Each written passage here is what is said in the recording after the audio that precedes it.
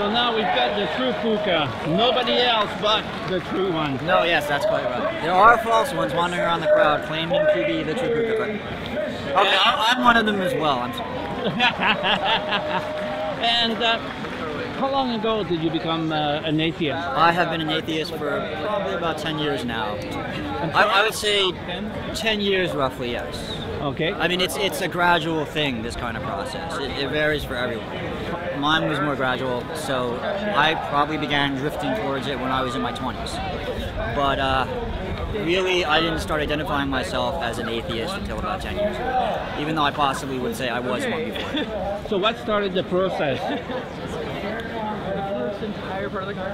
So that's a really tricky question because there's no one specific thing. I mean, originally, I went through a lot of the stereotypical things you have as a child, where you first begin to look around you at the trappings of religion, and as a child you find it offensive, because at first, because a lot of kids become deists at this point. They say, you know what, I see this, people getting dressed up, they're going to church, they're going to temple, it's an absolute waste of time, this is all just socializing, it's all just posturing. You know what, I don't want to have anything to do with this religious institution. Instead, what I'm going to do, I'm going to go my own way. I'm going to be original, and I'm going to be a deist, which, if you think about it, you've heard this story hundreds of times before. And after that, I began to actually read the works of various philosophers. I looked into the Bible.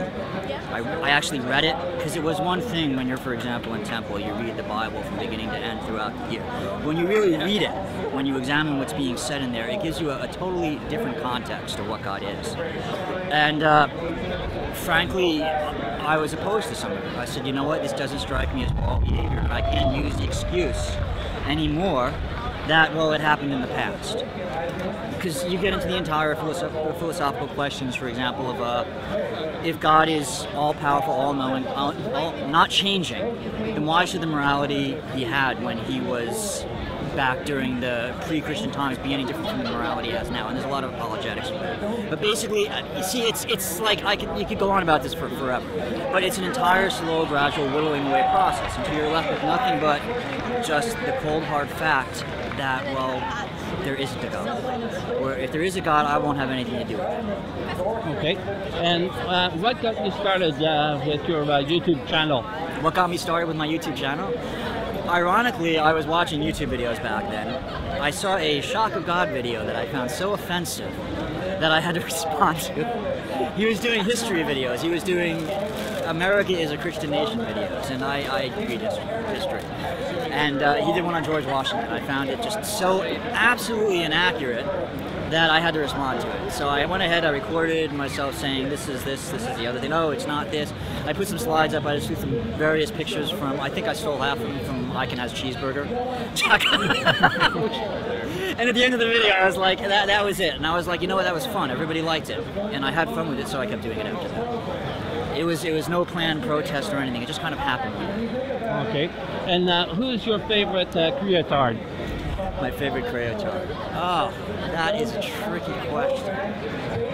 It varies, really. It varies. Right now, I'm kind of enamored with William Lane Craig. With whom? William Lane Craig. Oh.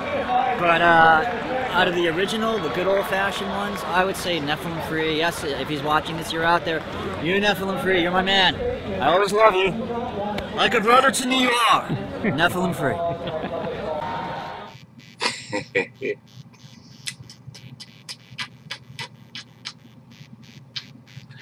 This has been an Obnoxious Cat production. I love that cat.